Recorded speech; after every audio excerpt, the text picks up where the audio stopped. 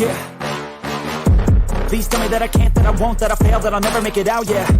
Please tell me all the bad, never good, fill my head full of every single doubt, yeah. Please say any negative thoughts, I pop off when I hear people say I cannot. I get off to the thought of proving everyone wrong, I won't stop to the top, so you better back off and get lost. I'ma stay loud, stay proud, never running out, never heading south. I'll be spreading out, call it word of mouth, can't put me down, I'll be getting loud. You can have me douse, not what I'm about, have your fucking cloud, it be raining now, I keep making sound, go another round, bitch I'm legend bound, can't stop me now. You don't wanna fuck with me, a slow burn like a disease. Just tell me that I can and I'll show you things that you couldn't believe. Just tell me that I can. Just tell me that I can. Just tell me that I can. Just tell me that I can.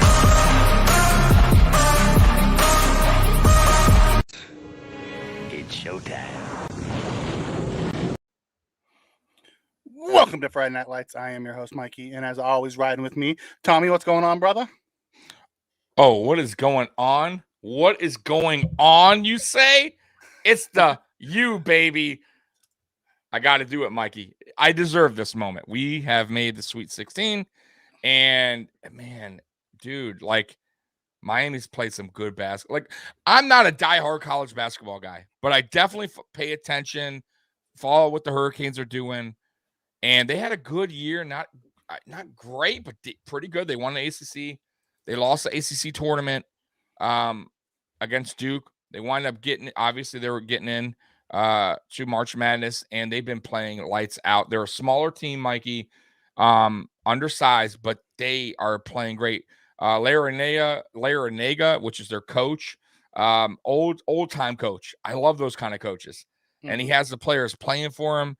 And they whipped up on Houston tonight by 14 points. So congrats to the Hurricanes, man. And by the way, one more school I want to throw out there before we get into football. FAU is in the Sweet 16, man. Congratulations. Oh, I'm sorry, the Elite 8. What am I talking about? Yeah. Elite 8. So Miami Hurricanes advanced to the Elite 8, and the FAU is in Elite 8. That's wild. So anyways, congratulations to both Florida teams, but especially my Hurricanes. This is awesome. Awesome. So I'm very happy going into this podcast. What about you, Mikey? I haven't actually got to watch much. By the way, Chuckles comes in and says, congrats, Tommy, on the U win. You know, because Tommy wasn't happy about a week ago in the ACC championship. When they lost. It was right before this pod, and he was not a happy camper. So it's nice to see that they got the W and makes Tommy happy, which kind of leads into one of the big topics tonight, and that's the Bills flirting with DeAndre Hopkins. Flirting. We're always flirting. We're flirting with we're flirting with everybody, apparently. Flirting with everybody, but nothing ever happens. Like the story of the Buffalo Bills. I really hope it happens, though, Mikey, because I am now hearing it could potentially be a fourth round. I mean, listen, and I was watching Rich Eisen, which I love. There's only a couple guys, network media guys that I love. Rich Eisen's one of them. You know how I feel about Colin Cowherd. He's another one. I like those guys. But Rich Eisen, really cool guy. But anyways, they were talking about the D-Hop situation. And he's like, this is a no-brainer. I don't care. And the guy's like, well, what about the cap? He's like, I don't care. You can get it done. You figure that out. Figure it out. But you need this. Like, go get it. If that's what they're asking, third, fourth round, fifth round, what are you doing? Get it done. Whatever it takes. Because he's like, bro, Diggs, D-Hop, Gabe Davis, what are you going to do? And it's true. Like, Brandon Beane, bro, don't make this difficult before someone else snatches him up. Which for a the stupid Chiefs, third. Yeah, Chiefs are in play. Right. A couple teams are in play. Well, here's the thing with D-Hop. D-Hop's cap number is $19 million. Yeah. And they're looking at a salary dump. That's really what they're trying to do. So you get them to. We have 10.6, I think, or something like that. In cap space right now. We still have a couple levers that we can pull. You can send them a little bit higher draft pick, a fourth, or maybe a third, or maybe a third next year, or something like that. Right. Yeah. You know, and I would just give them the one, or maybe give them a fourth and a sixth next year, and have them take on $10 million of it. They still save $9 million on their cap, and they get they get a third this year and maybe a sixth next year, or a sixth this year and a third next year. However, Bean decides he wants to do it, and then you bring that in. As then you have you have a $9 million cap on him. You have 14 on him next year, so you have him for 2 years. Then you have the option to look at him and have the conversation with him. Do you restructure his contract and give him an extension to go to 3 years and give him, and then you push out, maybe you drop this year's cap even lower. So there's a lot of ways you can do it. Yeah, absolutely. You extend, you restructure and extend it. He's getting ready to turn 31 in June. Yeah. You have to remember, we had a 35-year-old Emmanuel Sanders who was super productive here. And we're talking about DeAndre Hopkins, a 4 or 5-time All-Pro, who was never reliant on speed. He's always been reliant on, being technical and just being able to out-physical people. That doesn't fall off. Right. Speed and agility and explosiveness, that falls off. Him being, being a technical route runner and being able to body people and have big hands, about straight hands as they come, that doesn't fall off. So, although, yes, he's not that get open quick guy, but, man, he's like Travis Kelce in the way he just finds zones and sits in them. He's always. I mean, 9 games last year with a banged up Kyle Murray, still got no Kyle Murray. He had yes, I mean, for most of the game, and somebody and some random off the street guy. Yeah, still 700, a little over 700 yards, right? 60 catches. Still 3 touchdowns. I mean, this guy's been productive almost every single season with some really bad quarterbacks. Yes. So, listen, if that's what they're asking for, and even if they don't take a cap hit, we can figure a way. Brandon Beane had said himself that, listen, if I could do it, I don't want to do it. He could figure it out. Ed Oliver, listen, I have a bad feeling Ed Oliver's not going to come back anyways the following season. Ed Oliver's looking for some money. If that's the case, and if that's the case, Brandon Beane, I know it sucks, and I like Ed Oliver, but, man, if you can move him on for second round, third round, I know it sucks. He's the first round, but go ahead and do it. D-Hop, listen, man, you add D-Hop to this offense, Mikey. I don't know who is stopping. Who are you taking? Listen, who D-Hop, are you guarding? D-Hop, basically, counters the Jalen Ramsey move that Miami did. Because they have X and Ramsey who they plan 100%. On playing. That's great. You go get D-Hop. Now you have Diggs and D-Hop and Davis. All right. Where you can run Davis and D-Hop on the outside and run Diggs on the slot. Or you can run Diggs and Davis on the outside and you can run D-Hop in the slot. Now you have matchup. Right. And then, when we're going to get it to it a little bit later, guess what we added, Mikey? Speed. Yeah. Elite speed. So we're going to get into that. Right. We're going to get into that a little bit later. But I'm telling you, Brandon Beane, I know you ain't watching, but if maybe you happen to tune in to Mafia Sports Report, we are begging you. Pull the trigger. Figure it out. Make the move happen, because this is the guy that will put this offense to the next level. I am telling you, I think this guy still has a good 2-3 seasons where he could be playing where he's all really good ball. I think he's still probably 2 seasons of all pro. Then I'm guessing he'll have 2 or 3 more seasons after where he's, like Chuckles is saying, that Larry Fitzgerald, who's the possession guy, the number 2, right? And then you have Diggs and Hopkins for 2 to 3 more years together with Josh. Dude. Yes, we're probably going to end up losing Davis, but I have a feeling we're going to lose Davis either way because he's following in the line of the Mike Williams contract, and we're not going to pay 2 guys $20 million. And D-Hop's already said he's willing to come and work out. It's not about the money for him. He wants to go to a winner because he's never won. Yeah, I agree. And listen, if I'm Brandon Beane, I get the deal done before it's too late. 1, and then if you get the deal done earlier, you at least know what you at least know going into the draft where you want to focus on, right? Because you get that big receiver, that physical receiver in D-Hop. You shouldn't draft a receiver, honestly. Maybe take one in the 7th round, 6th round. If you got nothing else on the board, right? You see a guy you like, whatever, right? But other than that, no need at that point. Honestly, there's no need. You could do one in the next. And like I said, we have 2 guys we just added. So really no need at that point, in my opinion. Yeah, so let's hit Joey's comment here. Yeah, So go Brandon ahead. Bean don't have the balls to pull the trigger on a trade. Only trade he made was for Stephon Diggs. That's not true. He pulled the trigger for Kelvin Benjamin, looking for that alpha receiver from 2018. Yeah, Right? and 2017. I mean think it that was. The backfired. year before, correct? Yeah. 2017. Okay. Just want to make sure. I think it was No, 2017. No, I think he played for Taylor. I thought he played with Taylor. I could I swear don't he know. did. I could be wrong, but I should look that up. Either way, he pulled the trigger on that one. It backfired, but he did pull it. Right. The Giants won Gabe Davis. What does that mean? I don't know what Joey's talking What happened? about. Yeah, it's 2017, buddy. October. Okay, Joey said the Giants won Gabe Davis. I don't know what that means. I have no idea what that means either. Maybe they want Gabe Davis. Oh, maybe because the Giants.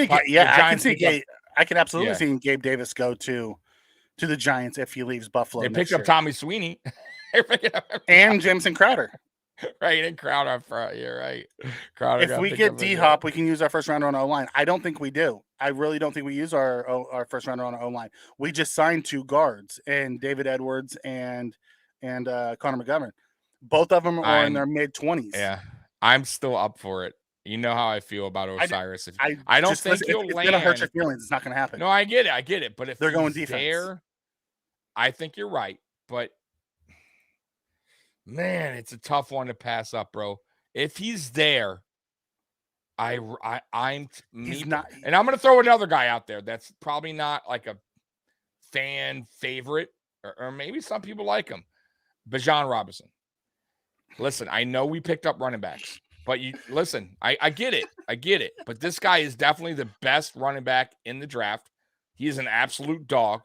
Hold on. He's not going to be at 27. I know he's not. I'm saying if he fell to 27, and I don't think he will either. I agree with you, Mikey. I don't even think Osiris Torrance will be there at 27, in my opinion. I'm just throwing this out there.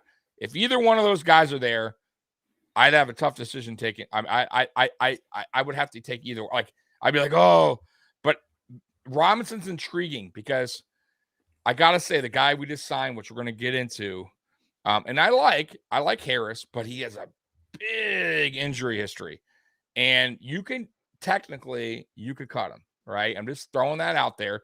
Go through camp and draft Robinson, right? But I don't think he's going to be there. You're right, 100%. And I agree with you too. We talked about this. Linebacker is the most. And I don't even think linebacker is going to be our first pick. And we'll get to that. Who do you think? I'm just I'll get that in 1 second. Okay. Rob puts in says right tackle needs an upgrade.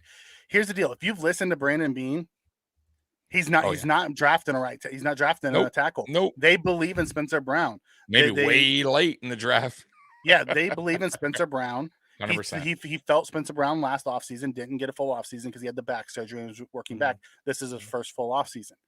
They brought, Tommy Doyle's coming back from an ACL, and then they just brought back Questenberry. Yeah. I hate to tell the Mafia, but there's a good chance our lineup, our offensive line's already set for next year. We have Dawkins and Doyle. We have McGovern and Bucker. We have Morris. We have Bates and Edwards. We have Questenberry and we have Brown. I'm not liking the Bates thing.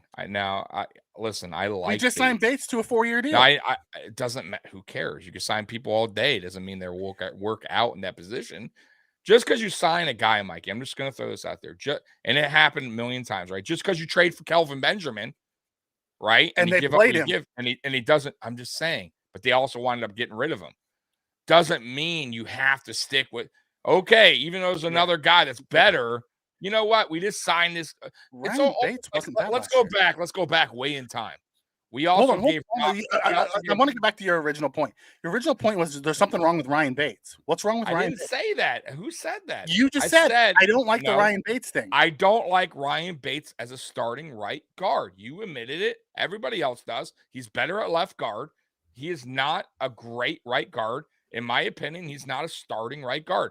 He'd be a great rotational guy, a great backup. He'd be a good center maybe. When Morris retires, maybe he can go into center. I just, you've said it. You're laughing. He is not that great at right guard. He's better suited at left. We all know McGovern's not going to switch over to right guard. It's not going to happen. Even though that's right. McGovern's more likely he's staying at left. So I'm just saying, I didn't think he did terrible last season. I'm not saying Ryan Bates is the worst right guard in the league. I'm just saying, if there's a guy available that's better, why wouldn't you play him? It goes back to, just because you gave Rob Johnson all this money and Doug Flutie's there who's playing better, but you know what? We gave all the money to Rob. We're going to throw him in the playoffs because it's stupid. It's dumb. You play whoever is the best. I'm just saying, so if we get, hypothetically, we just signed David Edwards, right? A guy we're going to get to. I don't know what position, if he's better at left or right guard, whatever. But let's say hypothetically, let's say hypothetically, he comes into camp, he beats out Bates. Are you still going to go Ryan Bates to start because he got a contract for 4 years? Of course not. No. That's my point. That's all I'm saying, Mike. I'm not saying Ryan Bates is a bad player. I'm just saying if a guy outplays him in camp or preseason or looking better, absolutely Ryan Bates needs to go and be a rotational guy until maybe Mitch Morse retires and you put him in center, whatever. Or just comes in when people get hurt. We never have a healthy O-line. Ryan Bates will always be available. I mean, we have Bakker. I mean, we have the depth this year. Bakker too. You're right. Because we have Bakker too. And Bakker was an average depth linebacker or guard. Yeah. What I was saying is don't expect that influx of young interior offensive linemen this year because of what we did in free agency. We don't have room to include them. I agree. Unless you cut some of them, it doesn't mean all these guys are 1-year contracts. None of these guys are like set in stone. Oh, so I don't think they'd cut Bakker because they love him and they keep bringing him back and he always stays. Okay, they're not going to cut Edwards because that is our offensive lines guy, our O-line head, offensive lineman coach, O-line coach. Fair enough. Guy. So who are we cutting? Doyle, a draft pick? He doesn't cut draft picks. Well, there's practice squad. You don't necessarily need to cut. I'm just throwing that out there. Yeah, but I agree. But so you're saying you're saying no guards in the draft. You're thinking maybe a tackle. I would later. No, I don't think they're O-line at all. Nothing. Honestly, I don't think so. Woo! That's risky. That's very risky. I think you do get someone at least in round 5 somewhere, right? Unless you trade away the pick. Right, and we're limited in picks this year, right? Because we trade for D-Hop. Hope, cross our fingers. Listen, I agree. I'm just trying to, set you guys up so your hearts aren't broken. No, my heart's not broken. Yeah. Remember last year on the draft, we were mad when they didn't take who we wanted to take. 100%, we were mad, but we were also mad at the 3rd round pick because I wanted them to take a guard, and the very next pick, the guard that I wanted, terrible pick. So, anyways.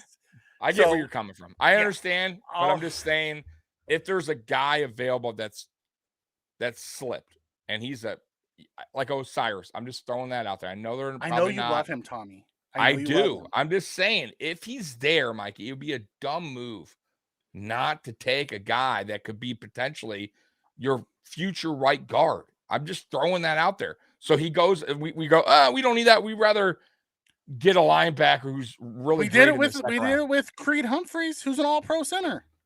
Yeah, it was a dumb move. Right. And but then again, I am still very mad about that. Right. My point taken. At the end of the day, Tommy, what we believe within the Mafia and what the decision makers on One Bills Drive believe is completely different. They have more faith in these guys than we have faith in them. Yeah. They still look at Ryan Bates as a starting guard, whether we do or not. They, Torrance doesn't fit the archetype of the offensive lineman that we want. Does that mean we shouldn't take him? No. The dude is a mauler. He's the best guard in the draft. Yeah.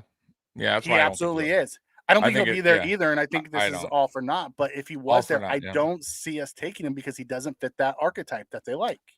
I got you. What about Bijan? I saw you laugh and shake your head. I just don't think Bean would pull the trigger on him. As much as I think he should. Right. I think Bijan Robinson is one of those few running backs that belongs in round 1. I thought Jonathan Taylor was the same way. Yeah. Jonathan Taylor belonged in round 1. He 100% does. Breece 100%. Hall. You see some of these guys like that come out that just if we were able to draft Bijan Robinson which I don't think we will because there's other needs. And let's be perfectly honest, we're probably going to take some kind of like D tackle, D end, because that's what Bean just keeps throwing premium picks at. You're right. Yeah. You know, but if we took him, he then replaces, he's a 3-down back. He replaces the one. I mean, we only paid 1.7 for Harris, so it's not a big deal. And then, you know, right, you could cut him. Yeah, you could cut him. You can do what we did with Duke Johnson. You can do what we did with Duke Johnson and put him on the practice squad. Put him on the practice. Well, he'll get picked up. He's the kind of guy. Maybe. You're right. Maybe not. You're 100%. We thought Duke Johnson would get picked up last year too after preseason, and he did. Fair enough. You know, fair enough. Yeah, so, it's interesting. I have no. I'll tell you what, and like we said in the beginning of the podcast, I think and I don't think it's going to happen because I don't know. Brandon Bean just does not like to trade much for players. Yeah. But if he does, and he makes the move for D-Hop, I think that will, when we come back and talk draft talk, it might be a little different because we don't know what round he's giving up, right? Mm-hmm. We're talking about could be a third, it could be a fourth. So now everything shifts. We don't know if they trade Ed Oliver to another team and we wind up getting a second round pick. You know what I mean? So things can change depending if Brandon Bean actually pulls the trigger on a trade. If not, we are where we're at, right? Yeah. Which is still one of the best teams in the league. Oh, 100%. 100%. We're still kings of the East. Or at least we're still kings of the AFC East. We got to still get to be the kings of the AFC. We're still figuring that part out. But yeah, I agree. Still one of the better teams. And Joey, I'm with you. I'm with Tommy on stock up on offensive linemen. I am 100% okay if we took Torrance or we took, we moved back and got Selva or some of these other guards, or the guard center flex, like the kid out of Wisconsin. I'd be okay with that. Yeah. I just don't see it happening. I'm reading the tea leaves of what we've done. Yeah. And, I'm looking. We have a hole at defensive tackle still. We only have 3. Mm-hmm. We're in the last year of AJ Epinesa.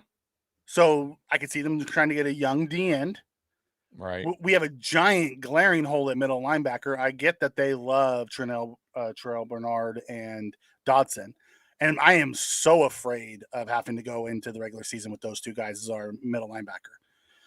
But, there's a Jack Campbell who has the size and the speed to, kind of replace Tremaine. He won't be Tremaine, his rookie year, but he has that ability to grow into that.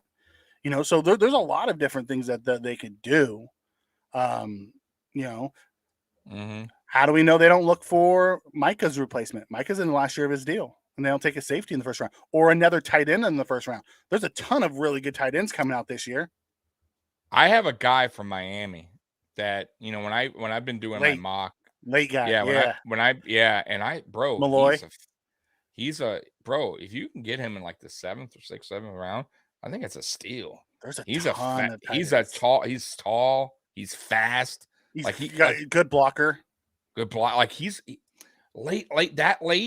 You lost Tommy Sweeney, who was no good anyways. Good guy, but come on, he was not a good tight end. I think this will be a perfect complement to Dawson Knox, and you get him on a rookie contract. I'm just throwing that out there. Who knows if they will, but I think that for late, day 3, excuse my language, day 3 pick, that'd be a perfect option at tight end. Rather than going getting OJ Howard or something. Yeah, he's the project. Yeah, who has the he's that high upside swing that the Bills look for. The guy who has the raw materials that just needs to grow into it. We did it with Spencer Brown. We've done it with Dawson Knox. We did it with Josh Allen. That's what the Bills do. They take those traits who have that really high ceilings and try to bring them along. And it's okay to have that in a tight end too. It's absolutely okay for that because you have the ability to bring them along slow. We still have Morris. Who was the tight end 2 last year, who's more than a blocking, and we can always bring a 6th lineman in on run plays if we want to. So you have the ability to bring them along. So I have a feeling we're probably going to see a tight end taken day 2, maybe early day 3, if we don't trade the picks. I agree. Right. That's why I'm saying. I'm thinking, third or 4th round, we might snag a tight end because that seems kind of the happy zone for the tight end market. You have those high end ones, the Myers and the Mm-hmm. Kennards, and then you have those second tier guys Yeah. where you see a lot of them. And then you have the third tier who have the high upside, and that's like the Miami one, Malloy, who I love that guy. I get him in most of my mock drafts too. I know he's always sitting there for some odd reason. 6th round, I'm like, yeah, okay. Right, and I just take him. I've done like 5 of them already. But you know what? I did that with Puna Ford a few years ago. You know, he was always there late, and I'd always take him because I loved Puna Ford coming out of Texas. Right. And now he's sitting out there, and he'd be perfect for the Bills, D line. And there's talk about maybe going to get him. There's still some moves that have to be made. The owners' meetings are this weekend or next week, so we'll see how it all plays out. So, Mikey, I know we're gonna quickly. We talked a little about the D Hop thing, but real quick, what is your? If you were a guessing man, what is the percentage that the Bills actually, Brandon Beane actually pulls off a trade for D Hop? What is the percentage? I'm just throwing it out. I'm curious. What do I think the percentage is? That we land D Hop. Honestly, I think it's 50-50. All right, so you're okay. And I didn't, but I heard today, and I haven't been able to find anything where it was sourced, but a lot of different people have picked it up who know more about this stuff than I do. Heard that they're talking medicals already. Yeah, I heard that too. If they're already exchanging medicals, that means they've already they usually have come to an agreement on compensation. Now, who is this sourced by though? Just curious. Oh, I heard it through some of the Cover One folks and some other ones. Okay, they're right. I don't know where they heard it, but they've heard it from somewhere too. Okay. Hey, they're not going to just throw that out there if they didn't, misinformation. Okay, I'm going to go still 40-60. 40% that they and do. Let me ask you this question: do you say 40 because you don't think Brandon Beane will pull the trigger? Correct. Yeah. You guys listen. I did the video. Y'all know. He doesn't do it often, guys. Now he's done it for Diggs, and that's the only reason I'm going to give him that 40. Too. I know, but I almost felt like the Benjamin thing, if you remember, and that's why when we went back, and I was so curious about the year, it was 2017. The reason why that's so important, Mikey, to me, is because think about it. Kelvin Benjamin in 2017 traded for in October.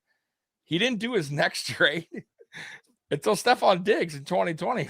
That's a long time, right? That's a lot of trades. He was also building his roster. No, I get it, but I'm just saying he didn't put. I'm sure there was some. Now, I could go back and see who made what trades that year, whatever. I'm just throwing that out there. Mm-hmm. Very rare that we did in-season trades. That very rarely happens. Yeah. And then off-season, zip. So it took almost 3 years to get Diggs, and we all understood it, and I think he was sold on Diggs, and I get it, and it worked out. But it's time Brandon Beane has to go back and go, hey, this guy can do what Diggs like. He is a guy that could, because the whole reason that he got Diggs is because he knew we were here, and getting Diggs. We needed to give Josh a wide receiver one. A real, but I'm saying the next step, huge step up, and D-Hop would be that next step up with this core of receivers for the offense. It's not just that. I'm just saying the total offense. Look at the landscape of what's going on in our division. Not even in the AFC, just in our division. 100%. Right. They're loading. Defensively, they're loading up in the secondary. How about you go get another big-time receiver to counter what these other, the Jets went out. They already have two stud corners. They just went out and got Chuck Clark from the Ravens, who's a really good safety. We know what Miami did. They went and got Jalen Ramsey to pair with X. If you're Brandon Beane, you got exactly what you just said. You got to be thinking about last season and going, okay, we just in the division, we played the Jets. We didn't look too hot. Right. It wasn't that great offensively either game. It wasn't like we were just Miami the same way. Miami the same way, right? A little bit better on Miami, but now they added Ramsey, who is still a good cornerback in this league. He's not where he once was, but he's still better than a lot, right? He's still a good corner. Then you still got the Patriots, and you got to respect them defensively. They still have Bill Belichick. Right. So it's time. Listen, Brandon Bean can't sit back and just let the East start piling up because they're all coming for us. That we are the target. And Brandon Bean has to go, okay, 3rd round, 4th round, because that's where they're at right now. If I had to, guess, Brandon Cooks, I think they got a 5th or something. I mean, that's an unbelievable trade. For Brandon Cooks, they gave up a 5th and a 6th. Yes, that's nothing. I'm just throwing and that out they there. ate half of his salary. That's why I'm saying if we give up like a 4th for D-Hop and have him eat half of his salary, we can fit him in what we have now. Pull one more trigger to open up the funds we need for the draft and whatever. Right. There's no reason. And listen, Brandon Bean's a smart dude. He could figure it out. Like he's, So yeah, I'm still gonna go 40-60 only because of the Brandon Bean's not. He's very hesitant, but it could happen, right? And I happen to go to the bathroom right now. So you're going to go solo while I go to the bathroom. I've been drinking. This is like my 5th one. So you just talk to Joey Hatch and all my peeps here. Bean, let Josh cook. Yes, Chuckles. Absolutely. Bring in D-Hop. Then you have the D-Hop, Diggs, Davis, Knox. Then you can go into the draft and either fill the needs that you want or draft best available and not worry about it. I know there's a lot of reasons, as Joey comes in and says, there's a lot of reasons why they're still there in the 6th round, thrift store players, and we can't beat Kansas City. That's why they fell behind the Bengals. But Joey, if you look back at just say Kansas City last year, all their rookies played. They had a starting running back that was a 7th round pick. Why? Because they figured out a way to grab those talented guys. The difference is the Bills haven't been playing their rookies. They draft them and they put them on the bench. We saw Dane Jackson start over our 1st round pick, Kyer Elam, all year long. Why? Because McDermott doesn't like to start his rookies unless he has to. I don't like it. So when we look at it that way, I'd like to see the Bills start to use some of these guys. So I do want to real quick say welcome, Joey Hatch. It's been a while. Joey's in here. He's fired up tonight too. Right, he is. Dallas, appreciate you coming on, man. Everybody in the chat, real quick, thank you. Appreciate you all, man. Look, it's an arms race, Dallas. Dallas comes in and says, I think we should make the move. J17's in his prime. Let's do it. It's an arms race. If you look across the league, that's what people are doing. They're bringing in more offense, bringing in more offense. You have to. Yeah, you have to. You have to. Unless you're Miami, then you're bringing in defense because you already have 2 of the fastest wide receivers in the league. That's right. And we're not in we're in win mode. We're almost a complete team, but you got to add more firepower while other teams are adding their firepower. You can't just, run it back. We don't have that kind of team. And I got to say, offensively last year, and I guess it's a little on Dorsey, I get it, but also offensively, we weren't as dynamic as we were in 2020, 2021, right? We kind of fell off a little bit, right? Like, I feel like if we were offensively, let's just say hypothetically, we had D-Hop last year. Let's just throw that out there. That Cincinnati game might have been, back and forth. But because offensively we struggle and our receivers just could not, get open, make a play other than Diggs, really, we didn't put much points out, Mikey, right? But I got to say, too, I want to throw this out there. It has been, I will give Brandon Bean credit. It has been a decent free agency for as little as he's spent and what we had to spend. I thought he's done very well up until this point. I got to give him credit. And I give him credit every year because I feel like the picks he's picking up. Now, a couple won't work out. You can't win them all, right? Saffold, I thought would be pretty damn good last year, right? For us, he was a good improvement. He didn't work out. And that's okay. You're not going to win them all. But I think this year, I feel like a lot of the picks he's picking up are solid veterans, 1 year, guys that can come in and compete, and maybe guys that earn a contract. I know David Edwards, and we're going to get into him. He's a guy who's talking about, hey, I want to start. So, I mean, I'm just throwing that out there. Maybe this guy he was a starter on a Super Bowl championship team. Right. So I'm just throwing that out there. Very potential, very it's a potential that these guys don't just stay here 1 year and they we'll get into that because yeah, I can see something happening, and we'll get into that's not going to be popular. Yeah. But we'll get into that. Let's quickly hit this. Joey says, question, if we trade D-Hop, are we getting the linebacker from them too and giving up Oliver and Davis? No. This isn't Madden. That's not how these types of trades work. If we trade for D-Hop, we give up draft picks. They don't normally have multiplayer trades like we would in Madden. Let's fill some holes so we'll make this deal. That's not normally how the NFL works. They're trying to clear space. They ain't trying to take them on. Yeah. So but would I like to see Oliver used rather than draft picks? 100%. Sure. But if you trade Oliver, you now left a bigger hole in the middle of our defensive line. I still think it's possible, though, Mikey. I'm not saying it's not possible. Yeah, I'm just saying, but not to Arizona. I think it's very possible that being on draft day, I could see it happening, where Bean potentially trades Oliver and maybe even drafts a defensive tackle. I'm just throwing that out there. It very well can happen, and Bean gets his pick back for the Arizona pick. I'm just throwing that out there, and then we save the 10. I don't know. I'm just, did you hear also too, just throwing this real quick, that we are meeting with, what is his name? God, there's a player that we're meeting with, Mikey. Did you, hold on, let me get to it. Man, I had his name pulled up. He's a defensive end. Oh, Claris Campbell. Oh, Calais Campbell? Calais Campbell, I'm sorry. Yeah, Calais Campbell is from. Yeah, he's a vet. He's been around been playing a while. The big brother of Gregory Rousseau. He's his mentor. Oh, so it's interesting. Just throwing that out there. It'd be probably a 1-year deal. He's been around. He's a solid vet. But he's met with Atlanta already. A few teams. Then he's going to meet with us and the Jets next over the weekend. Yep. I don't think we'll have the money to sign Calais Campbell because I think he'll get more money elsewhere.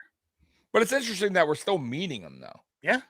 We are still because Calais Campbell has the D end D tackle flex because he's so big and long. Right. So it's just an interesting and his who he likes to call his younger brother, Groot. Sitting, Groot. Can you imagine him coming? Oh, that'd be beautiful. It'd be beautiful. I would love to get Calais Campbell. That guy is a game wrecker. Yeah. I'm hearing also too. Just throw this out there. OBJ potentially could go to the Jets. Just throwing that out there, and it would make sense. Honestly, they're loading up. And I think he is a little bit too rich for Brandon Bean's blood right now. Who? OBJ. Oh yes. I was just throwing out there. OBJ. Yeah, OBJ said I'm not playing for $4 million. I bet you that $4 million came from the Bills. Right. And it's starting to heat up with the Jets. Yeah. I'm hearing the Jets. And it would make sense. You bring Rodgers in, OBJ. They have a bunch of they had a young core that was really good. And now they're loading it up with some veterans because they're going to get Rodgers. That could blow up bad. It could. But maybe that's why they're talking OBJ potentially. Yeah. That's a veteran receiver. He'd be good with probably Aaron Rodgers, maybe. I don't know how that would work, but I'm just throwing that out there. I don't think we're in the OBJ mix anymore, and that's fine. I'm totally okay with that. As long as they really try to get D-Hop. Come on, hey, Brandon. I have to step away for a second because my headset's about to die. I'll be right back. Oh, yeah, go ahead, brother. Go ahead. All right, I'll get in some chats real quick. You guys know how I do. You gotta know how I do. Let's see here. What up, Scott Blakely? Hey, Scott, I want to throw this out there. Woo! The U baby going to the Elite Eight, man. Man, it was a great game, man. They beat number 1 Houston. A lot of people had Houston winning the whole thing. So great win for the U, man. Anyways, Joey, if the rookie is better than who you have, I don't care if he's been here 10 years. You play that rookie, young legs win championship. Yeah, 100%. That's what I'm saying.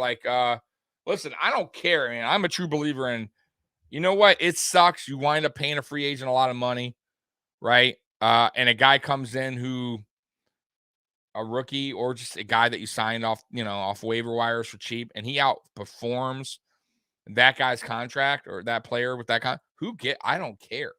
you play that guy. You play that guy who earned that spot. I don't care about it sucks. I know, I get it. I go back to the Rob Johnson thing all the time. You know, the truth of the matter is Doug Flutie was a better quarterback than Rob Johnson, but ownership and general manager outweighed Phillips. And that's the truth. And listen, a coach ain't going to get fired because he chooses, who he wants. It ain't, he ain't Bill Belichick, Wade Phillips at the time, right? So he had to go with ownership GM and go with the guy they were paying big money to, which is Rob Johnson, right? It didn't work out, but, it is what it is. But, yeah, I am agreeing with you, Joey. You go with who earns that spot. I don't care what you paid them. I don't even care. Matter of fact, I don't even care if – and here it is. Kyrie Elam was drafted in with our first round. Chris Benford wind up starting over Kyrie Elam. And I'm not saying Kyrie Elam or Benford's better than Elam, but maybe Benford had a better camp. He was ready to go week 1, and that's what they chose. Well, you have to also remember, Benford had a lot of zone history, and Kyrie Elam didn't. He came from a press man system. True. But I'm just saying maybe he didn't catch up at that point, Elam, to the defense where they wanted him, and they went with Benford. And that's why I think that's why a lot of Bills Mafia was like, oh my God, first round pick, you're gonna, not start him. And I was like, what? But I understood eventually. And then you saw Kyrie Elam slowly. But I didn't like down the stretch. We didn't play him. I didn't like Dane Jackson over him. That was different. See, now that exactly. Yeah. Now that wasn't about money. That was more about being their preference, stubborn. They don't like to play the young guys. Exactly. They fall in love with the guys that they want to play, and that's what they do. Yep. You got your headphone, another pair of headphones? Hey, how many headphones? I just grabbed my work ones. And just fancy, instead of using the mic on this one, I use my mic and just use these as headphones.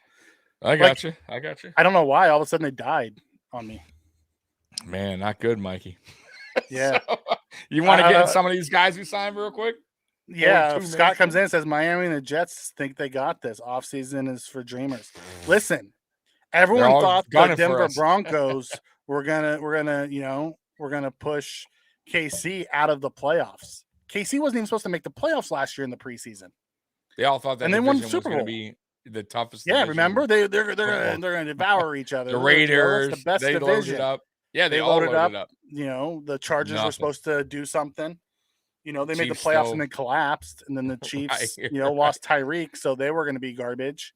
Right. Because it wasn't just Tyreek; they lost the Honey Badger, and they ended up going on and winning the whole thing. So, listen, do you remember the dream team of the Eagles back in the day, and they didn't do nothing? Right. With Vic and T.O. You got it. Listen, it has to connect. A lot of things got to go right, man. The thing about the Buffalo Bills is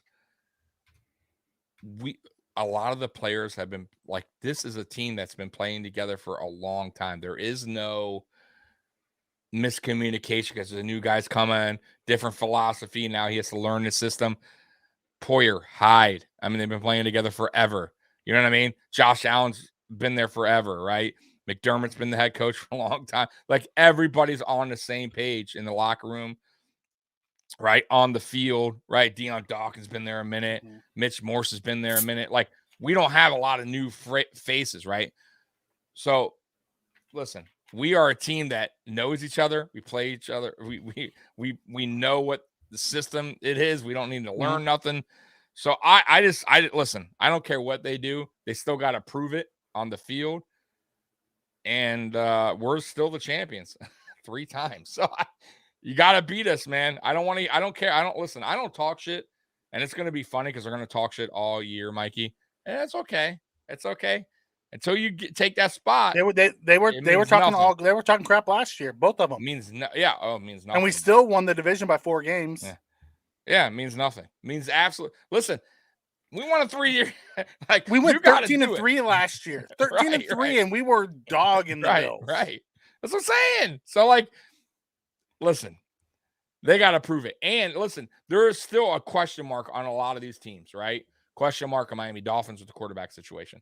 That's a huge question mark. Huge, right? Xavier Howard, and I love him. I think he's very good. He had a bad year last year. Now, he was dealing with injuries, but who's to say he's not going to deal with injuries next season? It happens. Some players He's getting older. Yeah, some players start to get injuries and they just can't. Right, and it just keeps going and they start to decline. Jalen Ramsey is definitely declining. He's still good, like I said in the beginning of the podcast, but he is not once what he was, right? Then you go to the Jets. Aaron Rodgers does not work well with younger players. He's getting, if he goes to the Jets, which probably is, he's inheriting a young team and a young coach who's very stubborn too, who's feisty. Y'all know how Aaron Rodgers will coaches. That thing could backfire quickly. I like the Jets defense still, no doubt. I'm not going to, that I think they're going in the right direction. Offensively, though, it's still a question mark. I don't care if they got Aaron Rodgers. Listen, still a the big Jets question mark. defense started to struggle down the stretch last year. As Yeah. well. And exactly, they did. In New England, I still don't think Mac Jones, I still think he ain't the answer. I still think they're going to have to find a quarterback in New England. So even with that team, who knows where they go. But right now, man, we don't have question marks at the most important position, quarterback. Right? Mm-hmm. That's it. We are set in stone there. We say so. Joey's asking a question and says, if we get rid of Oliver and Davis, which we're not getting rid of Davis, they love him and they would come out and said as much. Well, also, he's very affordable. Oliver's 10.7. Mm-hmm. So let me find what Davis is. Gabriel Davis is 2.9 this year. I would not get rid of Gabe Davis. Let him play. We're not going to. They love him. Yeah, I'm saying let him play. Listen, let him play it out. If Mm-hmm. you can't afford him next year, fine. It is what it is. You go and draft another receiver. We drafted Gabe Davis in what, 4th round? Yep. Okay, listen. You're telling me there's not another Gabe? Of course there is. So it is what it is. Let him go. If he wants to leave next season after, cool, man. But right now, no, you keep him. He's on a rookie contract. You do not let him go for nothing. That's cheap. Listen, Gabe Davis 2.9 for as bad. Yeah, it's not for as bad as not even bad. For as up and down of a season he had, Mikey, he still almost had 1,000 yards. I'm just throwing that out there, guys. So that's not bad. So imagine this year coming up if he just cleans up his game a little bit, and we do get D-Hop. Let's say hypothetically, oh my God, he could have another really good season. So. Yeah, man. You do not get rid of Gabe Davis. That would set us a little back, in my opinion. Then where do you put Gabe Davis is a physical receiver. Then all you would have is what? Sherfield. You'd have the other guy we just got. What's his name, Mikey? The other free agent, the fast guy, Hardy. Yep. And then you got Khalil Shakir, which, by the way, they're all undersized. Gabe Davis is a bigger. Well, Khalil Shakir is over 6 foot. You're right, but I'm saying, width wise, he's not a bigger. He's 6 foot 2 something. Is he? I still think Gabe Davis is a bigger receiver. Oh yes, Gabe Davis is 6'3" and 3/4. That's what I mean. So he's more. He would still, and he knows the offense very well. He's been here since. Gabe Davis isn't going anywhere. Brandon Beane loves him. He talks about. Yeah, he's not gonna. Yeah. I don't. Right, I want to touch. Yep, I want to touch on this Joey Hatch comment. Joey's been killing it in the chat tonight. Yeah, he says can you finally get rid of Epinesa? They push him past the quarterback every time. Listen, Epinesa had 6 sacks last year. Yeah, that was his best season. Not great, but they're not going to get rid of him though. He's going into his last year of his deal. They're going to let him play it out. They believe in the guys that they draft, whether very we believe in them or not. Yeah, very rare they get rid of draft picks. I mean, go back in time. Look who we drafted and see how many didn't play out the contracts. Stevenson. But those are all late round guys. No, I know. I'm just draft picks in general. I'm not so Pearl, even late round guys stuck around. Yeah, Austin Pearl never made it. Austin Pearl, all right. He's like XFL right now or something. Right? Yeah, or he's coach. Stevenson didn't make it. Hodgins ended up going to the Giants and doing something. He should have made it. The only reason why he did was because they want to keep Kumaro. I know. God. So I mean, you can go through and look. Most of the, and especially the high draft picks that we have, outside of Cody Ford, who we traded. Yeah, who we traded. Right. Mm-hmm. Who else did we trade? We traded Zay Jones. Zay Jones, you're right. No, and then Zach Moss. And Zach Moss. Those are the three that were high round picks that we forgot about Zach. I almost forgot round about 1 Zach. through 3 that we didn't keep in 5 years. We only traded 3 of our that's a long time. draft picks. That's a long time. Yep. That's not much. And throw this out there, Joey. There's first round picks in 2018. Baker Mayfield, Darnold, top 10 gone, multiple teams. So we're not the only, and we're very slim. So think about it. For as bad as we bash, kind of not bash, but Brandon Beane kind of gets a little for his draft picks. Like, look at the other teams. They're getting top 10 picks that are being dealt all over the place because they didn't work out.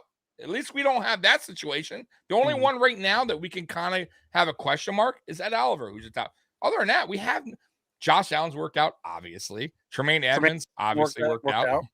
Right. And the only other top 10 we had was Ed Oliver, who really, honestly, is not bad. He's just not playing up to top 10 potential.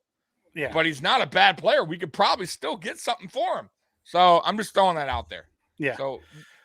So just a couple things. One, Y comes in and says Oliver in a third to Chicago, and we do the first round pick swaps. We picked 9th.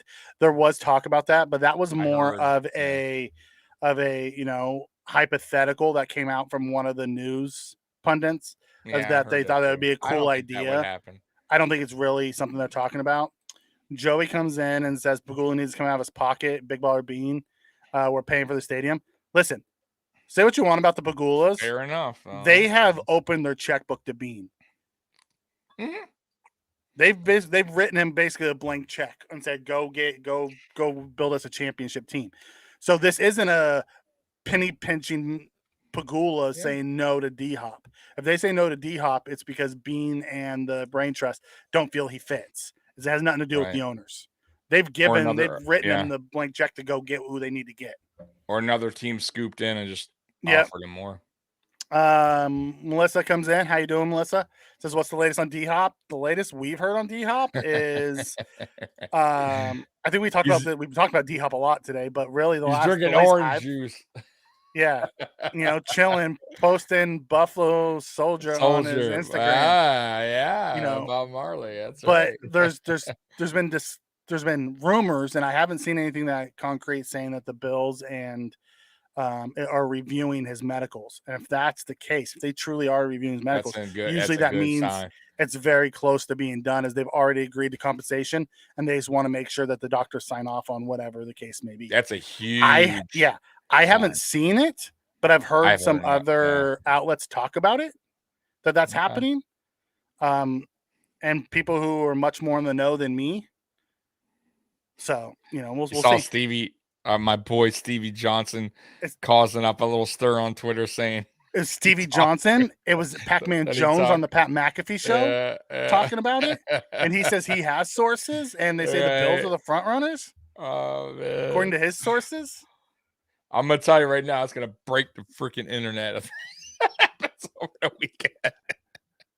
Phil's Mafia is going to be going crazy. I already know one of the tweets. It's going to be Michael Scott running around the office where he goes, right? Oh my God, it's happening. D-Hop is Pac-Man's source. You're right, he is. Yeah. D-Hop is his source. I don't know if I would trust Pac-Man, though. I'll be honest with you. Stevie Johnson, maybe a little more than Pac-Man, but hey, I don't know. Maybe they're Pac-Man's got that, is tapped into all those guys, though. He's close to all those dudes. No, I get it. But you also have to remember, D-Hop's been working out with Von Miller. He has. And Dallas. Right. 100%. But so is Derrick Henry. I mean, that absolutely fizzled out. And if you listen to Rich Eisen says, Brandon Beane, go get them both. Oh, Rich Eisen. Did you? Oh, yeah. I forgot about that. Rich Eisen was like, hey, get D-Hop. Trade for Derrick Henry. You got the Mandalorian at quarterback.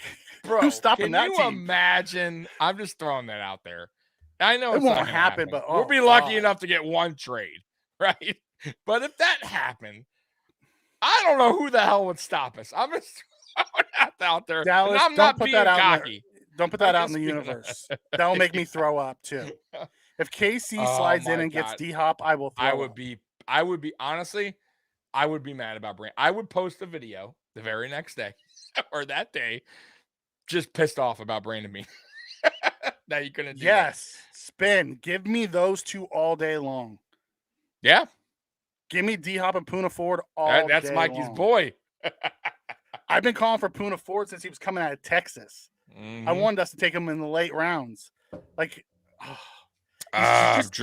he's a underrated game wrecker.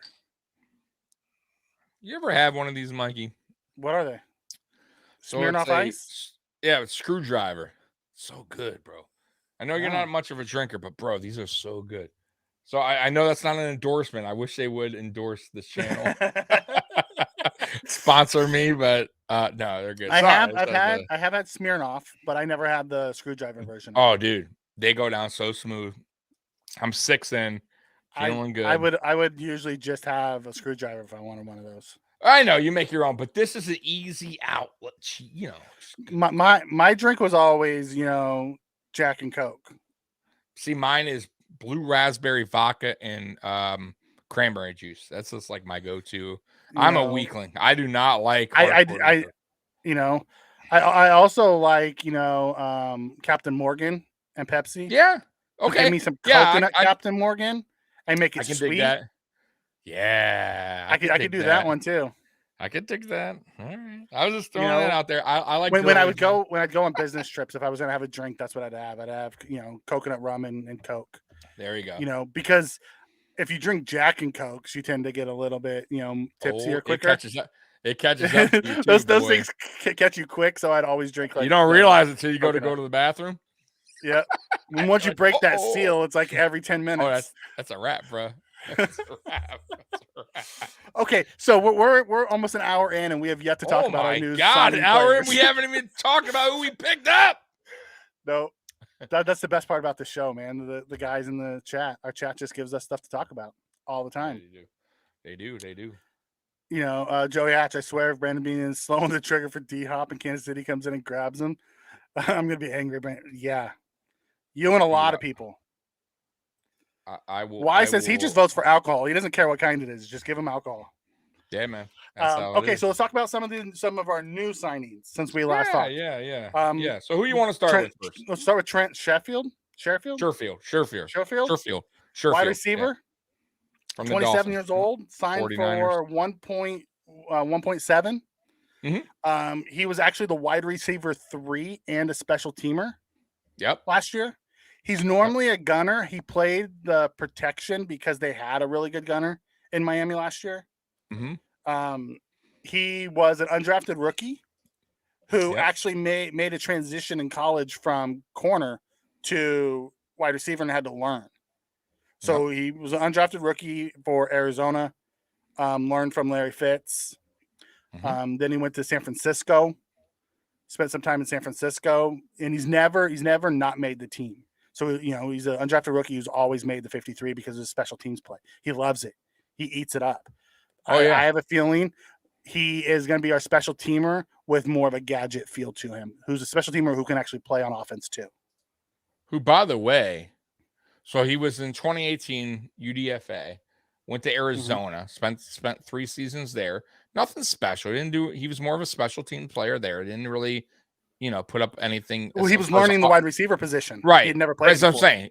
Right. So he didn't do anything offensively. However, when he came to Miami in 2022, which is last year, 417 yards. He was the 3rd fastest guy on that team. I think they said he was like the 5th in the league, 20 miles per hour or something like that after the catch. Like he did like the fastest time. I like that he can go up and get the ball. Listen, man, this is a sneaky good signing in my opinion. Doesn't have a big injury history. So he's been solid with that. Like you said, he could play special teams and he likes it, which is Sean McDermott's thing. Like so if you love special teams, he is a special teamer who can play offense. That's what I mean. So if you can do that and offense, oh my God, McDermott's gonna bust a nut, like because he's got some speed. He has really good hands, and spin is right here. Sherfield is Kumaro and Tywan Jones were all rolled into one player. I agree, and he's fast, bro. He get down and he can tackle. and he can tackle. He's a good. That's what I'm saying. He's a sneaky pickup, man. I didn't see that coming. That's what I'm saying. Like Brandon Beane has these sneaky little pickups. And listen, it's 1 year deal. You know what I mean? But that doesn't mean he can't get extended throughout the season. I always say that. Don't always just remember, be like Tyler Matakevich was a 1 year deal. Tyrone Jones was a 1 year deal. Right. Like, there's a lot of guys who were 1 year that turned into multi years. That's right.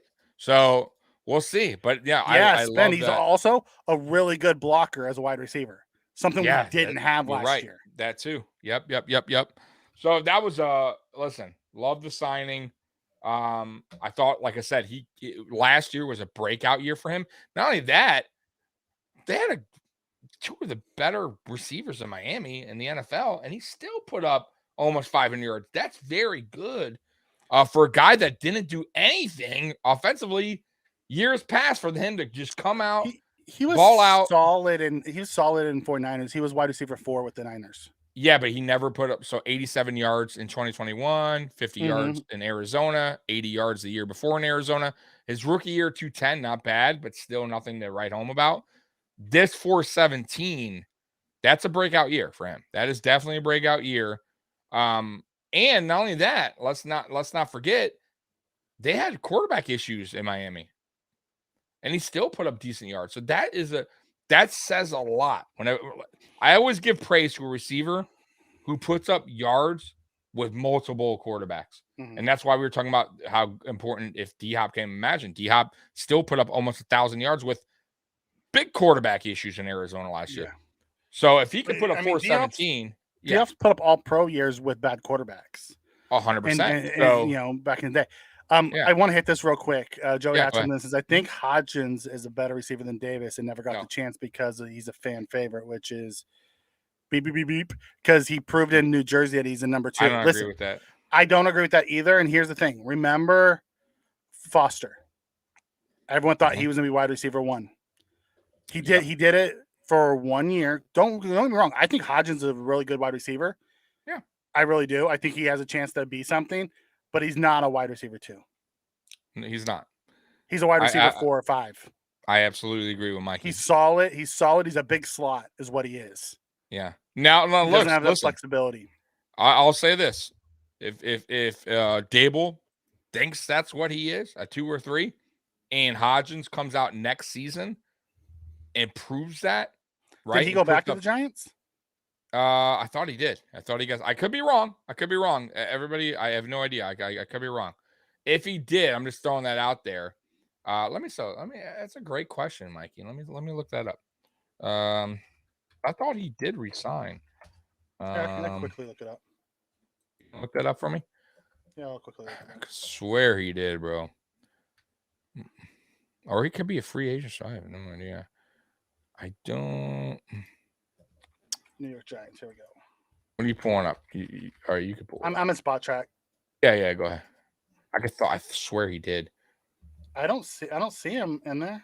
No. Okay, so maybe he's still floating around. Yeah. Interesting. That's interesting, though. I will say that. Then, if he didn't go back to the Giants, I wonder how they feel. That's a great observation, but it's a great point that you made with Robert Foster. I love that. Do you remember everyone thought he was going to be wide receiver 1? I didn't think he would be wide receiver 1, but I definitely thought he had potential to be on the team. And boy, he flared out like instantly. I don't think Hodgins will flare out like that, like totally just be gone. But I don't think Hodgins is better than Gabe Davis. Gabe Davis, like I said, once again, he's almost got 1,000 yards, Joey. That's not nothing. We haven't had 2 receivers in one season have 1,000 yards. 2, I'm saying. It's been since 2002. Okay. It's not that easy. So it was very close. And for as bad of a season up and down that he had, he still came close to it. So he's not as bad as you think. Gabe Davis is a good player. And he's always working in the off. Bro, I will say this too about Gabe Davis. I want to throw this out there, Mikey. He is a hard worker in the offseason. That dude grinds, man. Go look at his Instagram. Go look at his Twitter. That dude is constantly working out. He's constantly with his receivers. He has like a receivers guy he works out with. He's constantly gaining muscle, getting faster. Like, I respect the hell out of Gabe Davis for that. Constantly trying to get better. So he So, is better than so Hodgins. Isaiah Hodgins is back with the Giants. He was an executive free agent. There you He go. signed a 1 year, $870,000 contract with them. Cheap. That's cheap. So that's why he didn't Cheap. show up in the free agent signings. I thought so. That's what I he was thought. part of them. So my point is, if he goes back with Dable, and Dable thinks he's a 2 or 3, and he proves that, then I will definitely eat crow and say, hey. But that still doesn't mean he's better than Gabe Davis, because Gabe Davis had he had a really good season for as bad as up and down as he was. So we'll see what Gabe Davis does this season. I'm very curious. But no, Gabe Davis is a good player, bro, Joey. He's better than what you think, bro. Yes, Moulds and Price was the last two until players Diggs on the and Hopkins. Yeah, right. That's right. You like that one? You like that one? Now Cole Beasley and Diggs almost did it. And Matt Barkley broke Cole Beasley's leg on a bad throw. Right. And he didn't end up getting 1,000 yards because of it. It could have happened. He was 50 yards short. He had 950. But no, it hasn't happened since then. And what's crazier is before Moulds and Price, it didn't happen since Reed and Lofton. I mean, bro, that's wild. Like the timeline of receivers that haven't got 1,000 yards, 2 receivers 1,000 yards. So yeah, man. So Joe's talking about. So Joe's coming here talking about Oliver at $10.5 million, and he says Daquan could take his place. Daquan and Oliver play different positions.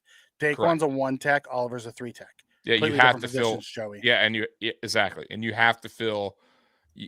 Listen, if you bring in Poona Ford, who is a 3 tech, who has pass rushing ability, he could take Oliver's spot. Then you slide Settle over to 3 tech, which is his natural position as the backup, or you bring back Phillips and put him as the backup. I was thinking Phillips too as a backup. You bring back Phillips. I think Phillips. And put, because you can. And I think he'll come Phillips. Cheap. Yeah, and you can start Phillips. If he stays healthy, Phillips is really good. The problem is he hasn't been healthy the last few years. He'll be back by training camp, banged up. Bill said if whoever he signs with, he was in a sling. He did his surgery for his. I think he had a rotator cuff. Mm-hmm. Yep. He'll be back by. They said his sling for 2 weeks. It's nothing. He'll be back way in time for training camp. Whoever he signs with, I think that would be a cheap signing. I'll be honest with you. I think Brandon Beane and him would work out a nice team deal if he really wants to come back to Buffalo. And I think that could happen. I really believe that he could come back and play for Buffalo on a cheap deal. That would be a perfect replacement for Oliver for now until you draft a younger guy in that position. But 10.5 guys, that's a lot. I would really be if a team comes a calling, I'm listening if I'm Brandon Beane about Oliver. 100%. And Mikey, I want to throw one more guy out there. Mikey, you made a great point. Mikey texted me.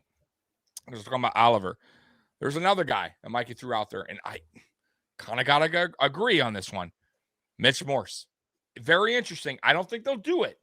But I know you threw that out there, Mikey. Explain. Yeah, so I was talking about that with the Connor McGovern and the Edwards deal. With Edwards now being signed, who can play right guard, who was a starter on a Super Bowl championship team right guard, that could push Bates to center.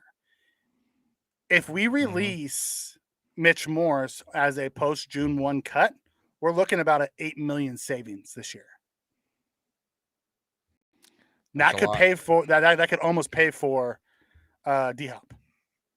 Right. Now, they love Mitch Morse. He was a Pro Bowler last year. He's a team captain, so I don't know if they would do it. It's just one of those things that could possibly happen. I don't think it will. Spot Track has his market value at 9.2.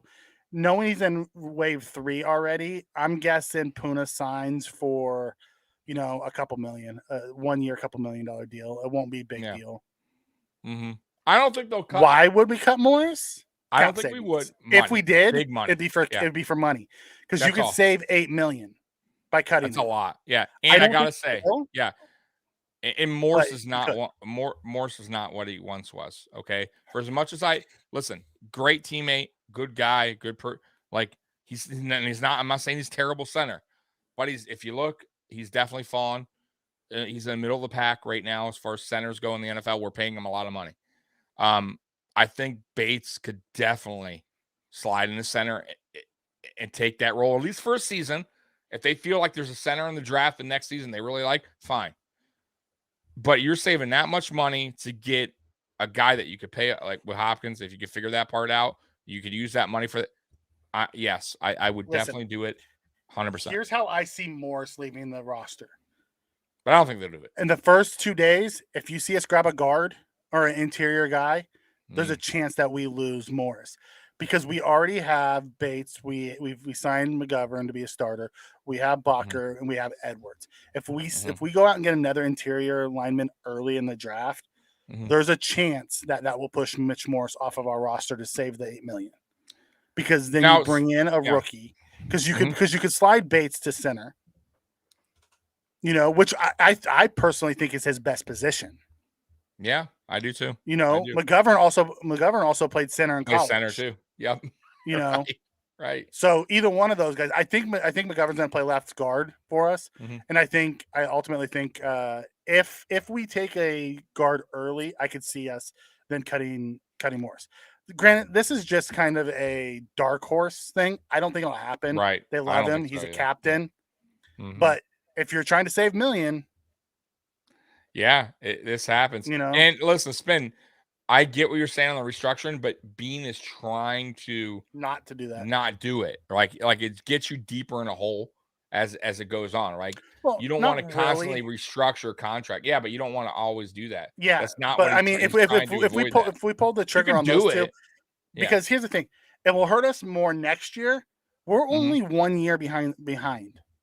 Next year, if you go into 2025, we have a ton of cap space. Yeah, a ton. So, I get it. So they could kick it down to make that type of move that wouldn't kill us. Bean doesn't like to do it. He doesn't like to pull them all because he likes to be able to pull some maybe next year if he needs it. He doesn't want to pull them all this year if he doesn't have to. What is it Joey's saying here for you? So, Mikey, you're a Bills fan. You don't drink during tailgates. On this world coming to? Oh, because I don't drink anymore. Is that what you said? If I went to a tailgate, if I actually went to a tailgate, you would. I'm sure I would absolutely drink. Okay. If I went to a Bills game, I would absolutely partake in the tailgate parties. Do I just sit at home and have some beers? No, I don't. Spin, they ain't cutting Oliver. They would trade him. Yeah. That ain't Come on, Spin. You know that. I agree with you though. Spin. I'm not. Yeah. He was just throwing that out there as it's a possibility, but slim. And I agree. Like I don't. It's slim, but that doesn't mean. Yeah. If you're looking for ways to pull money, you go out and take a guard in the first 2-3 rounds next year, and he's going to be locked in on your roster. Who are you going to cut out of there? Yeah, Morris is the one guy that I could see that would make sense. I'm on board with trading Oliver, and I like Oliver. Like that would be where I'm at. But if you can't trade Oliver, I'm just throwing that out there. You never know with Morse. I also got to throw this at you, Spin. He said 7 concussions, right? I think 3 of them with us. It's not like that's a concern. And you don't think Brandon Bean and them are concerned about that? He misses time. Then we're shuffling the offensive line. Once again, you got to listen. Eventually, Mitch Morris is going to have to retire because of the concussions, just for his own sake, right? So I'm just throwing that out there as well. He hasn't been Mr. Availability, because of the concussions. He's been pretty. Not. Available. I'm just throwing it. His first year concussion right away. Second year, I don't think he had one. I could be wrong, but third he had a concussion. I'm not saying he's missed a lot of games. I'm just throwing that out there. Concussions only get worse, and after one, you're more susceptible for another. So he's on 7. I'm just throwing that out there. Like, eventually, we're gonna have to get a center, regardless. Right? I think we have him on a roster. I really do think it's Bates long term. Yeah, it could be. It could be. Now, in my mock draft, I picked up a pretty cool center that I really like. I forget his name. I'm like, damn, this dude's pretty good. I forget his name, Mikey. But he was a good. Like, I want to hate that pick. It ain't gonna happen. But you remember the guy I picked up, Mike, or no? The center. The Ohio State center. I can't think of his name. The Ohio State center. Yes, solid. Like you know what I mean? Whaley or something, or Wally or something like that. Yes. I can't remember his name. Yeah, I'd have to pull it up, but man, solid. You know what I mean? Yeah. So if we were to cut Morris post 6-1, his dead cap's $5 million. So we save $7 million. That's a lot. I mean, that is. Now, I don't think we would.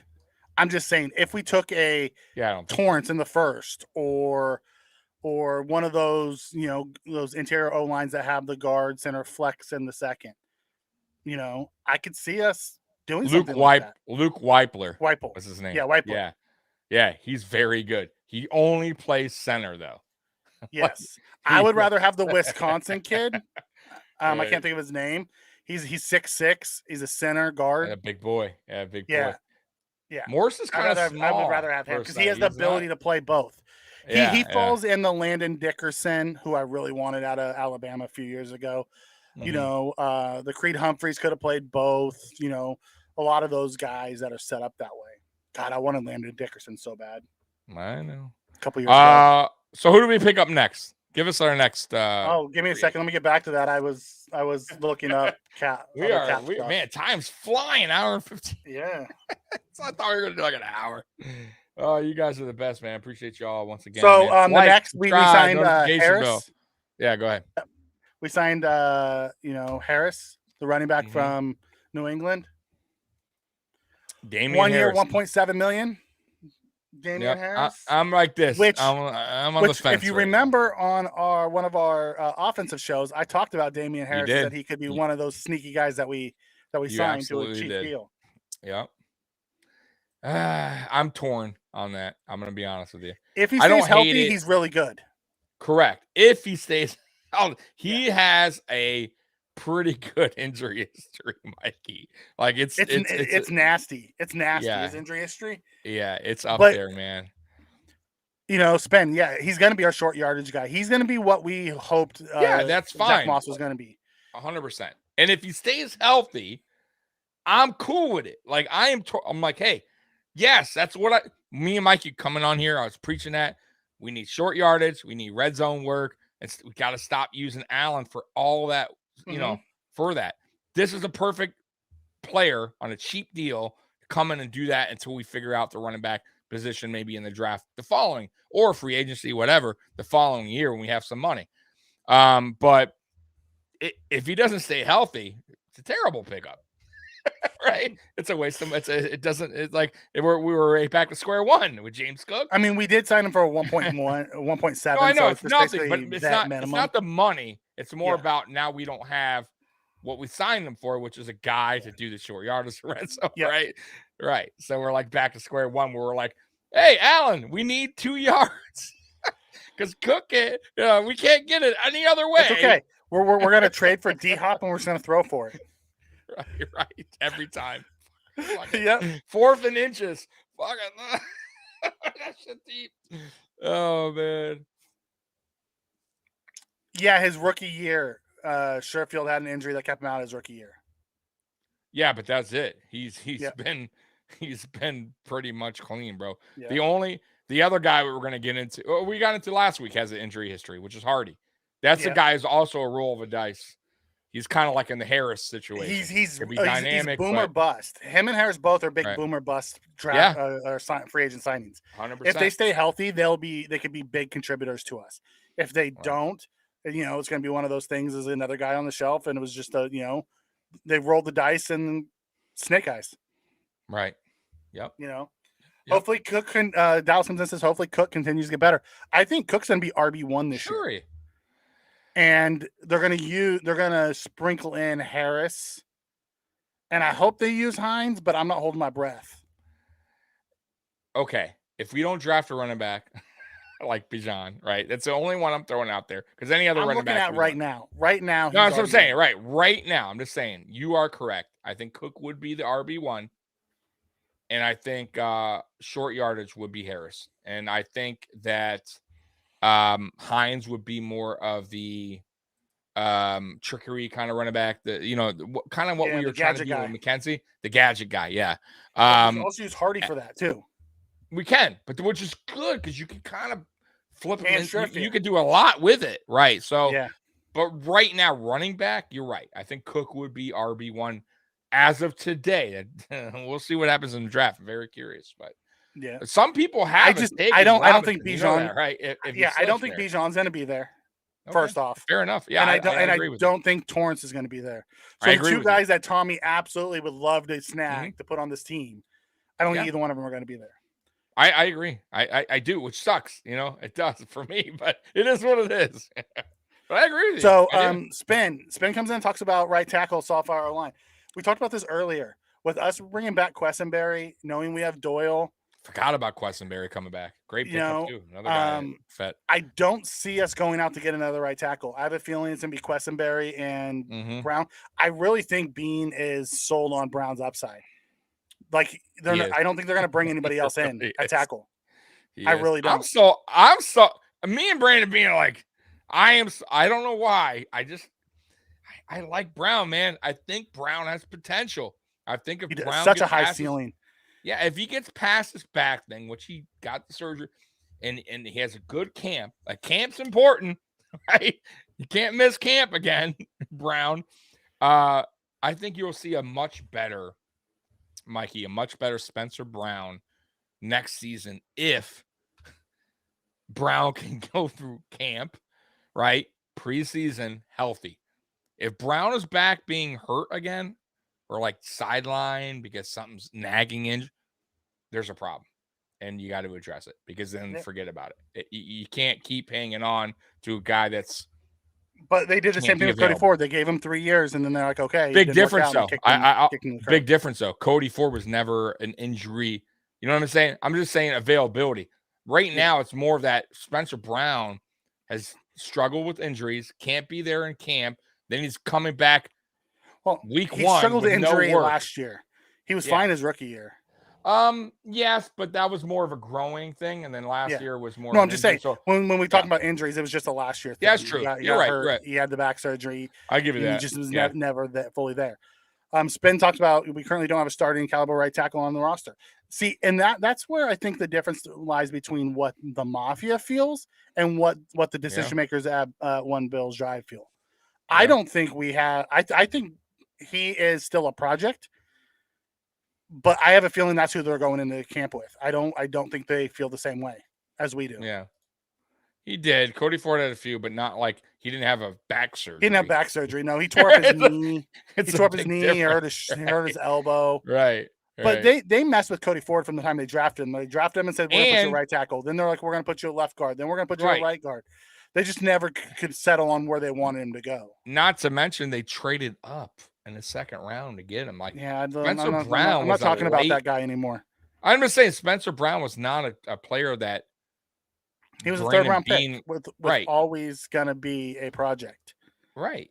Like and Cody Ford was so bad at guard in Spencer Brown's rookie year that they had to move Darrell Williams there and put Spencer Brown at tackle.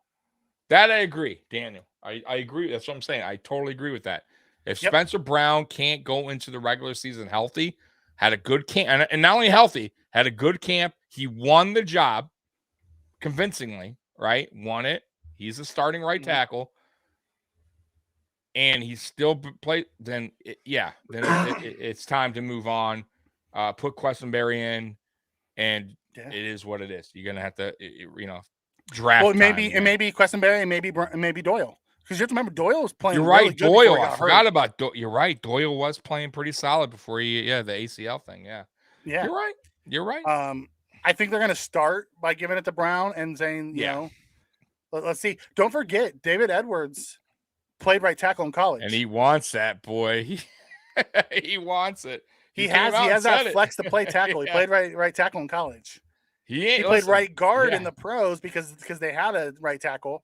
Yeah. And they feel like guard's his better position, but he has that flex. He came out and said, listen, I'm trying to get a starting job. Like, And I don't blame him. He's he played on a Super Bowl champion offensive line. Right. So, hey, go ahead, buddy. Earn it. I have no problem hope he with does. it. Because you know what? If he does, that means he's replaced one of our weak links.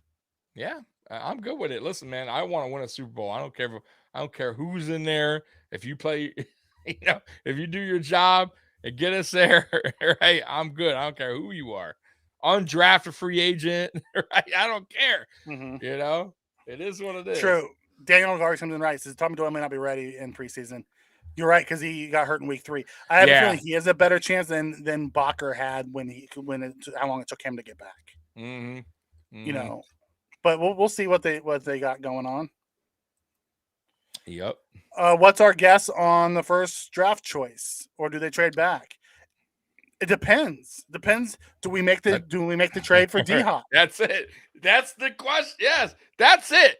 Honestly, because that eliminates right, if they make the trade for D-Hop, that's going to eliminate needing an offensive playmaker, and if you let them focus either on one of the two lines. I don't think they'd go offensive line because I think they're pretty happy with the line that they have built now.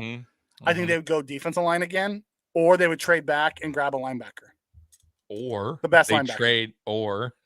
They trade Oliver and get back up in a draft selection. I mean, there's so much that can happen.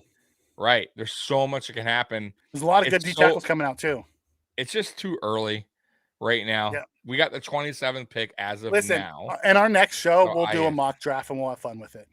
Yeah. I'm still waiting for you, by the way. I told you I was going to do it. I'm going to do it tomorrow. Relax. Oh, you are? Okay. So listen, guys in the chat, everybody. So y'all know that I put a mock draft video out on my first thing. Me and Mikey are going to have fun with this. So Mikey's going to be doing his mock draft this weekend. I'm going to upload it Sunday or Monday. And then we'll probably do one each on a weekend or something like that until leading up the draft, just to kind of play with it. Not maybe every week, but just kind of. And then we're going to do a special one where we come on here and we kind of have the chat more involved and do their own. When we go live. Figure that out. And we do That's what I'm saying. Yeah. It'll more towards the draft. It will be a chat mock draft. It won't be a me and Tommy mock draft. Exactly. We'll do one where the chat helps us decide. 100%. So look out for Mikey's video. I'm curious. Coming out this weekend. Very curious how he gets. I'll be interested to see what I do too, because I have, every time I do it, I do something different every time. I know, dude. I know.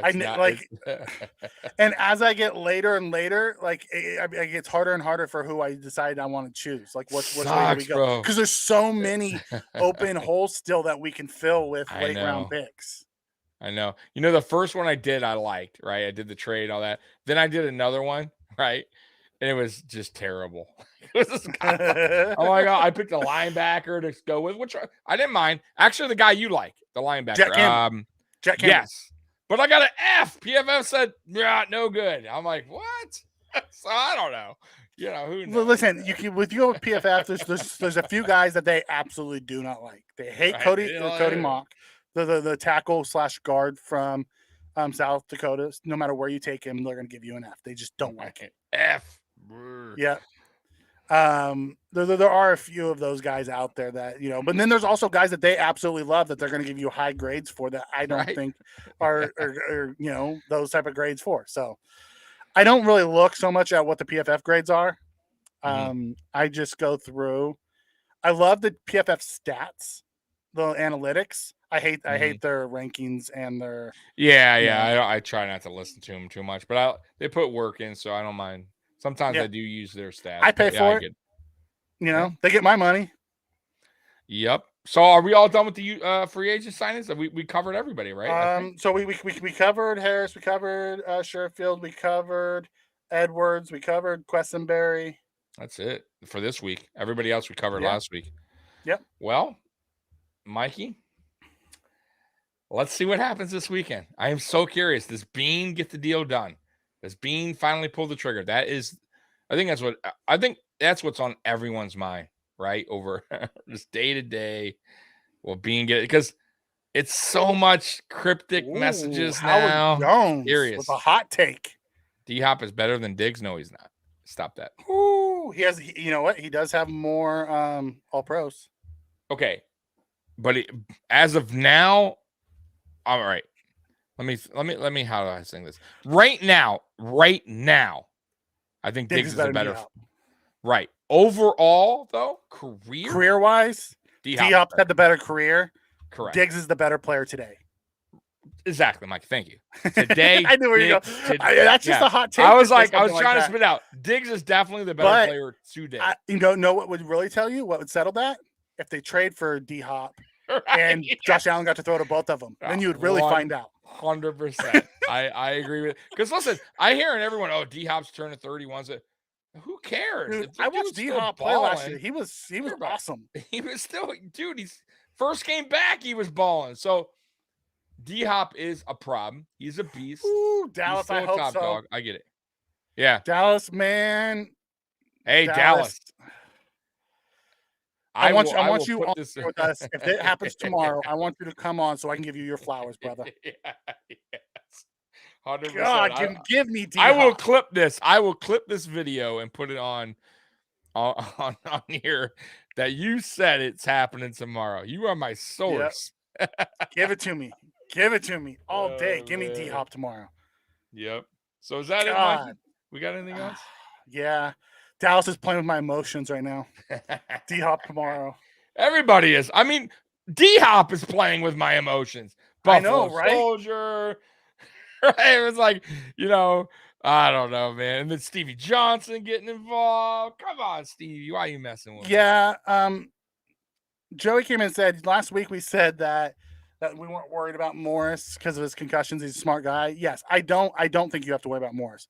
If they cut Morris, it's not a concussion related issue. If they cut Morris, it's a money thing. 100%. They found a cheap. I mean, they cut Shady McCoy. They can cut anybody. Yeah. That's a great point. They did cut Shady McCoy, and people are like, "What?" A lot of people. So it's possible that they can cut anybody. Shady was a captain, also, and they cut him for money reasons. Right. So it's very possible that can happen. I don't want it to happen. I love Mitch Morris. I'd love him to play one more year here. Then we say goodbye to him next year. Yeah. And we slide Bates in there. Then we'll understand what we got in McGovern and possibly Edwards. Maybe we re-sign Edwards. And then we have an interior of McGovern, Bates, and Edwards going forward. They're all 25, 26 years old. Yeah. I'll take that. I agree, man. I don't think Morris is going anywhere. I think Morris will probably play one more season, even though I said that last season. I think Morris will play one more season with us, and he'll call it a day, man. And there's not Joey. Yes, if you continue to do the Saints thing where you keep kicking down year over year, and you are screwed. You are screwing yourself. Look at how he has set up our cap. This year and next year we're tight, and then in 2025 we have a ton of money. So he could push some of that money into 2025 and won't hurt us. So yes, if he continues to do this year over year, kicking the can down the road, yes, you may come to a point where you have to do a tear down. We're not in that spot. Brandon just doesn't like to get to that. Doesn't want to get to that point.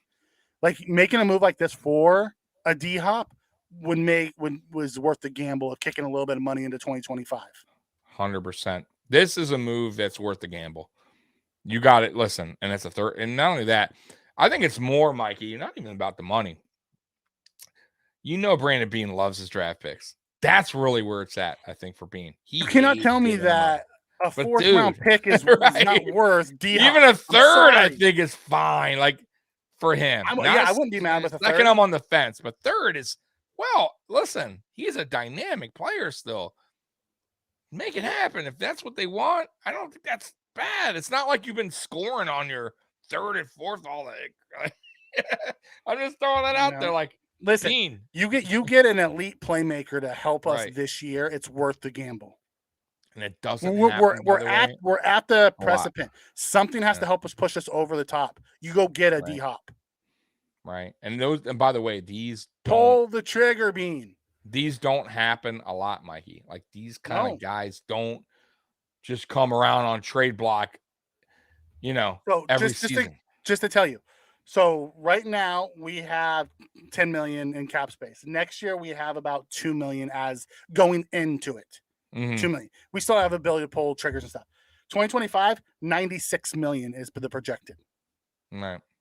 That's a ton of money. Ton. I mean, you could do a lot with that, right? You can, And we will. I mean, we'll have to ton. resign a lot of guys. We'll have like our Yeah. core guys. There'll be guys that you need to resign. But Yeah, 100%. listen, so when you're talking about kicking the can down the road a year or two, you can kick 10 million into 2025. 100%. You And can. instead of 96, you got 86. Right, which is not that crazy. Right. I agree with you. 100%. And you still could keep Oliver and just let him play his last year out. Then yeah, that's we had that, and if we let go Oliver, and that gives us, then we go from 9 or 10 million to 20 million, and whatever we don't use this year, we roll into next year. Right. So that 2 million that we're projected to have to start today could be 12 million if we kept 10 million of it, and a pick and another player that we can draft. So there's a lot of ways to do it. I'm not worried about us, messing up the cap long term. Bean's been smart. They've set us up very well. Sure. I understand what he's saying, but we're not in danger of that right now. Nope. We'll be fine. He would know. Listen, he's not dumb. If he pulls the trigger on this, he definitely knows the financial side of things. He'll make it work. He'll make it, for this team. He's not going to put they project just like everybody else does. They have their board, with the forecasted out. Yep. God, give me D-Hop. Got to do it, man. He's there. I will feel so much more comfortable with the Bills if we had D-Hop to counter what Miami did with Jalen. For every team, for the Jets, that's one thing last year. We go to KC. Yeah. KC signed a safety and another linebacker. They did. Yep. 100%. Like KC got better on defense. We got to match offensively for what other teams are doing defensively. You have to. You cannot just stay put. You got to start adding weapons. That's one thing I will say too. We kind of started drifting away from the offense once we got Diggs. I kind of feel that way. It's just like, I kind of felt like they were just, hey, I think Diggs and Davis is good enough. And it just wasn't. And bring back McKenzie. I think didn't work. Listen, man. a lot of people talk about the how the Rams did, and they said, look at them, they won the Super Bowl, but then they had to tear down 2 years later. Just remember, that wasn't the first time that they went all in. They were going all in, giving up first-round picks numerous years before that. That's the reason why they got into that situation. Big difference. And I guarantee you, nobody in that building is sad that they're having to tear down right now, looking down at that Super Bowl ring. Yeah, Rich. Give me one in my lifetime, and I will die a happy man. Yeah, ain't nobody gonna. I mean, I'll take more than one, but just give me one in my lifetime. That's it. We've been waiting. We haven't got 0 guys. It's got nothing. So trust me. I will sell a teardown to give me that Super Bowl, Dallas. I'm with you. I agree. Yeah, bro. Go for it. I've been waiting on it. Listen, Bean, go trade your picks. Go get Derrick Henry and DeAndre Hopkins. Do it all. Push it out into 2025 and 2026. I don't care. Give me my Super Bowl. Right, yeah.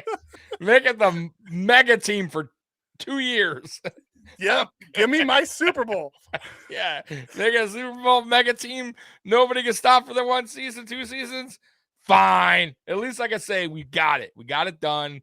Here's the we have to take our medicine like we did that 1 year. Okay. Yeah. Exactly, bro. Go get him. It's been too long. Go get him, Bean. Been too long. Maybe not maybe not Henry. Go get me D-Hop. He's actually Henry would be the ice. That would be like the Sunday afterwards. Oh my we God! Just got done eating a buffet. Can you imagine the hype train if we pull off D-Hop and Henry? Oh my God! Oh my God! The hype train if we pull off Henry or D-Hop is going to be crazy. Either one. It would be unfreaking believable. But D-Hop's the one right now I am focused on. I would love Henry. It would be unfreaking believable if they got both done, but I don't think so. Give me D-Hop.